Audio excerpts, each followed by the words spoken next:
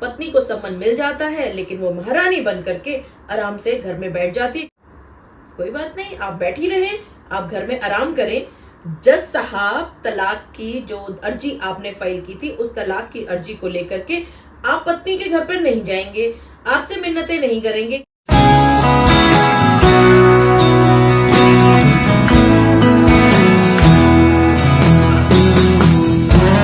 अब देखिए, जब आप पति और आपकी पत्नी के बीच में कोर्ट में केसेस चल रहे हैं, तो कुछ अफवाहें ऐसी होती हैं जिनका कोई सिर पैर नहीं होता, लेकिन उन अफवाहों की वजह से आप पति लोग बहुत ज्यादा परेशान हो जाया करते हो। और जो मुख्य अफवाहें हैं वो तलाक के बारे में सुनने में आती हैं कोर्ट्स में। सबसे पहली जो अफवाह है वो ये आती है कि अगर पत्नी साइन नहीं करेगी तो कोर्ट से तलाक ही नहीं मिलेगा। दूसरी अफवाह कि पत्नी अगर कोर्ट में नहीं आएगी तो डिवोर्स नहीं मिलेगा पति को। और तीसरा कि अगर पति ने पत्नी को पैसे नहीं दिए, यानी कि पत्नी को पैसे दिए बिना तलाक नहीं हो सकता। ये सभी अफवाहें आपने भी सुनी होंगी। आज की इस वीडियो में आइए इसी बात पर चर्चा करेंगे कि क्या ये अफवाहें सच हैं।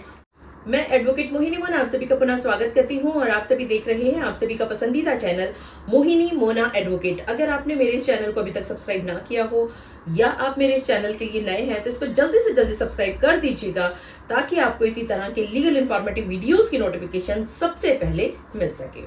अब देखिए, एक ऐसी अफवाह जिससे हर एक पति परेशान होता है, घबराता है, वो ये है कि अगर पत्नी ने साइन नहीं किए पिटीशन पर तो पति को किसी भी तरह से डिवोर्स नहीं मिलेगा और वो हमेशा परेशान हुआ करता है। उसकी रात की नींद बर्बाद हो जाती है, वो सांस नहीं ले पाता, वो जीवन में आगे बढ़ने की उम्मीदें छोड़ बैठता है।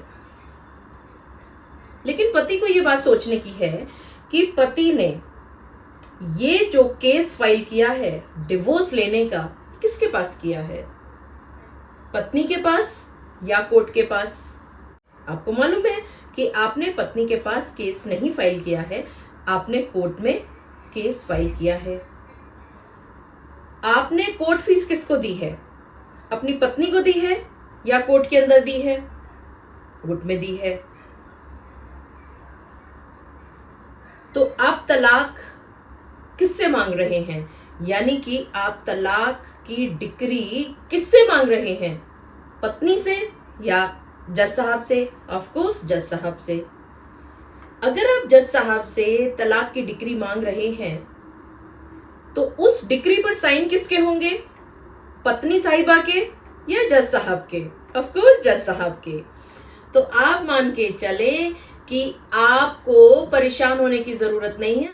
अब देख लेते हैं कि डिवोर्स किस किस तरह से होते हैं। 2-3 तरह के डिवोर्स होते हैं। पहला तो ये है कि सेक्शन 11-12 हिंदू मैरिज एक्ट में जब कोई भी इस तरह की परिस्थितियों में शादी हुई है जो कि कानून के हिसाब से मान्य ही नहीं थी, तो ऐसी शादी को शून्य करवाया जाता है कोर्ट के द्वारा।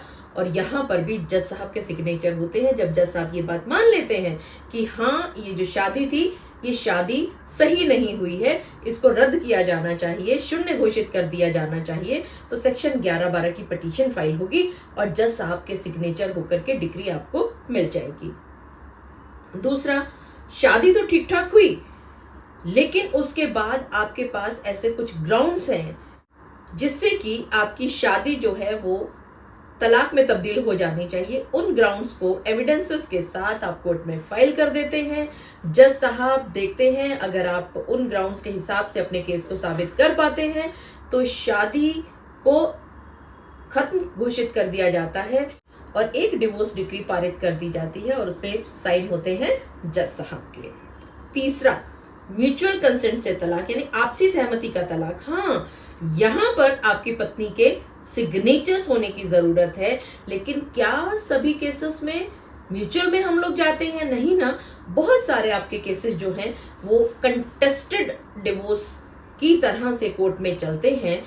आपकी पत्नी कोर्ट में अगर नहीं भी आती है तो भी आपको डरने की जरूरत नहीं है। एक्स पार्टी डिवोर्स तो तब भी आपका हो जाया करता है और आपको आपकी पत्नी के सिग्नेचर की जरूरत सिर्फ और सिर्फ आपसी सहमति के तलाक में चाहिए होती है। इसके अलावा आपको बिल्कुल भी नहीं चाहिए होती है। अगर तलाक दिया जाएगा, पारित किया जाएगा तो जज साहब के द्वारा किया जाएगा। अगर उस तलाक के डिक्री पर सिग्नेचर होंगे तो जज साहब के होंगे। तो पहली जो अफवाह है वो कोरी अफवाह साबित होती है। वाइफ के सिग्नेचर की जरूरत नहीं है डिवोर्स की डिक्री प्राप्त करने में। दूसरा एक और अफवाह है कि अगर पत्नी कोर्ट में नहीं आएगी तो डिवोर्स नहीं मिलेगा। अब देखिए, आपने कोर्ट में केस फाइल किया तलाक का, उसका सम्मन भेजा जाता है पत्नी को सम्मन मिल जाता है, लेकिन वो महारानी बन करके आराम से घर में बैठ जाती है, क्योंकि वो भी उसी पुरानी वाली पहली वाली अफवाह पर ध्यान देती है। उसको लगता है कि अगर वो नहीं जाएगी, वो साइन नहीं करेगी तो तलाक नहीं होगा। कोई बात नहीं, आप बैठी रहें, आप घर में आराम करें। जज साहब तलाक की जो अर्जी आपने फाइल की थी, उस तलाक की अर्जी को लेकर के आप पत्नी के घर पर नहीं जाएंगे, आपसे मिन्नतें नहीं करेंगे कि जी तलाक के पेपर पे साइन कर दो या तलाक के लिए हामी भर दो, बल्कि जज साहब जब ये देखेंगे कि पति ने कुछ ग्राउंड्स पर ये तलाक का केस फाइल किया था, सम्मन बकायदा उनके पास जा चुका है, तो ऐसे में एक्स पार्टी डिवोर्स की डिक्री मिल जाया करती है पति को। अब यहाँ पर कुछ लोग ये कहा करते हैं कि एक्स पार्टी तलाक जो होता है वो मान्य नहीं होता है। गलत, बिल्कुल गलत। यहां पर भी जो सिग्नेचर हैं जज साहब के हुए हैं एक्स पार्टी तलाक पर, तो क्या आपको ऐसा लगता है कि जज साहब गलत ऑर्डर कर देंगे? नहीं ना। यहां पर बस एक छुपी हुई बात है जिसको आप अफवाह में तब्दील करके और आप अपना दिमाग को कंफ्यूज कर लेते हैं। अब यहां पर छुपी हुई बात यह है कि अगर पत्नी 90 दिन के अंदर ऊपरी कोर्ट में चली जाती है, स्टे लेकर के आ जाती है, तो भी डरने की जरूरत नहीं, कंटेस्टेड डिवोर्स चलेगा। आप अपनी चीजों को साबित कर लीजिए और डिवोर्स डिक्री को प्राप्त कर लीजिए। और दूसरी तरफ अगर 90 दिन के अंदर अंदर आपकी पत्नी स्टे नहीं लेकर के आ पाती है तो आपका जो एक्स पार्टी डिवोर्स था वो कंफर्म हो जाता है, अफर्म हो जाता है और आपको किसी भी प्रकार से डरने की जरूरत नहीं है। आपकी पत्नी कोर्ट में नहीं आई है, लेकिन उसके बावजूद भी आपको एक्स पार्टी डिवोर्स मिल चुका है, जो पूरी तरह से मान्य हुआ करता है। तीसरा, आप पति को ऐसा लगता है कि अगर आपने अपनी पत्नी को पैसा नहीं दिया तो आपको डिवोर्स नहीं मिलेगा। क्या ऐसा कोई कानून है? ऐसा कोई कानून नहीं है। अगर म्यूचुअल की बात की जाए, जब आप आपसी सहमति से बैठ करके बातें कर रहे हैं, कुछ भी चीजों को फाइनलाइज कर रहे हैं, तो वो आपकी अपनी इच्छा है, आपकी अपनी मर्जी है, पति की भी और पत्नी की भी, कि आप क्या क्या टर्म्स एंड कंडीशंस फाइनल कर रहे हैं।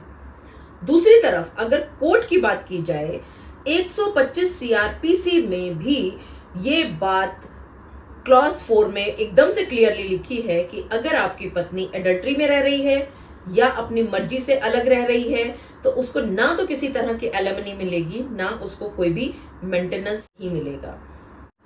लेकिन फिर भी किसी भी सेक्शन के अंदर, किसी भी एक्ट के अंदर ये बात नहीं लिखी है कि एलिमनी पत्नी को जरूर जरूर जरूर ही देनी होगी, ऐसा कहीं कुछ नहीं लिखा है। हाँ, ये बात अलग है कि बहुत सारे जजमेंट्स आते रहते हैं, बहुत सारे केसेस फाइनलाइज हो जाते हैं। अगर 10-20 में से किसी एक में एलिमनी ग्रांट कर दी गई है तो उसको दिल पे ना लगाएं। एलिमनी मिलना और ना मिलना अलग अलग सर्कमस्टेंसेस में, अलग अलग परिस्थितियों में अलग अलग ऑर्डर्स हुआ करते हैं। बहुत सारे केसेस ऐसे होते हैं जो विदाउट एलिमनी के होते हैं, क्योंकि उसके अंदर इस तरह की परिस्थितियां हैं कि वहां पे एलिमनी बनती ही नहीं है। लेकिन फिर भी इस बात को अगर आप मन पर लगा रहे हैं कि बिना पैसे दिए, बिना एलिमनी दिए डिवोर्स नहीं होगा, तो आप बहुत बड़ी गलती कर रहे हैं। ऐसी किसी अफवाह को अपने मन पर ना लगाओ। चलिए दूसरी तरफ मान लेते हैं, अगर एलिमनी हो भी जाती है तो कितनी, कुछ लाख, कुछ हजार, तो इस बात से इतना डरने की क्या जरूरत है। आप सभी पति लोग इन झूठी मूठी कोरी अफवाहों में ध्यान ना दें और इन अफवाहों में आकर के अपने अपने जीवन को नष्ट ना करें, बल्कि इन अफवाहों से कैसे बचा जा सकता है आप इसकी जानकारी प्राप्त करें, ताकि आपका जीवन किसी भी तरह से नष्ट ना हो सके। मुझे पूरा विश्वास है कि आप सभी को मेरा आज का वीडियो भी बहुत अच्छा लगा होगा। अगर आपको मेरा आज का वीडियो भी अच्छा लगा तो इसको लाइक, शेयर और कमेंट करना ना भूलिएगा। और हाँ, अगर आप मेरे इस चैनल के लिए नए हैं तो इसको जल्दी से जल्दी सब्सक्राइब कर दीजिएगा, ताकि आपको इसी तरह के लीगल इन्फॉर्मेटिव वीडियोस की नोटिफिकेशन सबसे पहले मिल सके। अपना और अपने परिवार का बहुत अच्छी तरह से ध्यान रखिएगा। Thank you, take care, bye bye.